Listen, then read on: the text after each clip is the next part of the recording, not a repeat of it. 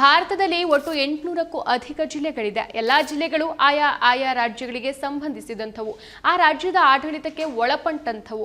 ಆದರೆ ಭಾರತದ ಈ ಒಂದು ಜಿಲ್ಲೆ ಮಾತ್ರ 3 ರಾಜ್ಯ ಹಾಗೂ 2 ದೇಶಗಳಿಗೆ ಸಂಬಂಧಪಟ್ಟಂತಹ ಜಿಲ್ಲೆಯಾಗಿದೆ. ಆ ಜಿಲ್ಲೆ ಯಾವುದು, ಯಾವ ರಾಜ್ಯದಲ್ಲಿದೆ ನೋಡೋಣ. ನಮ್ಮ ದೇಶದಲ್ಲಿರುವಂತಹ ಎಲ್ಲಾ ರಾಜ್ಯಗಳ ವಿವಿಧತೆಯಲ್ಲಿ ಏಕತೆಯನ್ನು ಹೊಂದಿರುವಂತಹ ರಾಜ್ಯಗಳು, ತನ್ನದೇ ಸಾಂಸ್ಕೃತಿಕ ಹಾಗೂ ಪಾರಂಪರಿಕ ದೃಷ್ಟಿಯಿಂದ ಗುರುತಿಸಿಕೊಂಡಿದೆ. ದೇಶದ ಎಲ್ಲಾ ರಾಜ್ಯಗಳು, ಎಲ್ಲಾ ನಗರಗಳು ಹಾಗೂ ಎಲ್ಲಾ ಜಿಲ್ಲೆಗಳು ಕೂಡ ಇದಕ್ಕೆ ಹೊರತಲ್ಲ. ದೇಶದಲ್ಲಿ ಒಟ್ಟು 28 ರಾಜ್ಯಗಳಿದೆ ಹಾಗೂ 8 ಕೇಂದ್ರಾಡಳಿತ ಪ್ರದೇಶಗಳಿದೆ. ಇವೆಲ್ಲವುಗಳಲ್ಲಿರುವಂತಹ ಒಟ್ಟು ಜಿಲ್ಲೆಗಳ ಸಂಖ್ಯೆ 800 ಅಂತ ಹೇಳಲಾಗುತ್ತೆ. ಆದರೆ ಇಷ್ಟೆಲ್ಲಾ ಜಿಲ್ಲೆಗಳ ನಡುವೆ ಆ ಒಂದು ಜಿಲ್ಲೆ ಮಾತ್ರ ದೇಶದ 3 ರಾಜ್ಯ ಹಾಗೂ 2 ವಿದೇಶಗಳ ಜೊತೆಗೆ ಸೇರ್ಕೊಂಡಿದೆ. ಇದರ ಬಗ್ಗೆ ಅನೇಕರಿಗೆ ಗೊತ್ತಿಲ್ಲ. ಇದು ಬೆಟ್ಟ ಗುಡ್ಡಗಳಿಂದ ಕೂಡಿರುವಂತಹ ಪ್ರದೇಶ, ಸೌಂದರ್ಯ ರಾಶಿಯನ್ನೇ ತನ್ನ ಒಡಲಲ್ಲಿ ಇಟ್ಟುಕೊಂಡು ನಳನಳಿಸುವ ಸ್ಥಳ. ಇಲ್ಲಿರುವ ಅನೇಕ ತೋಟಗಳು ವಿಶ್ವ ಪ್ರಸಿದ್ಧಿಯನ್ನ ಪಡೆದಿದೆ. ಇಷ್ಟಕ್ಕೂ ನಾವು ಹೇಳ್ತಾ ಇರೋದು ಯಾವ ಜಿಲ್ಲೆಯ ಬಗ್ಗೆ ಅಂತಂದ್ರೆ ಅದು ಡಾರ್ಜಿಲಿಂಗ್. ಈ ಒಂದು ಜಿಲ್ಲೆ 3 ರಾಜ್ಯಗಳು ಹಾಗೂ 2 ದೇಶಗಳ ನಡುವೆ ಬರುತ್ತೆ.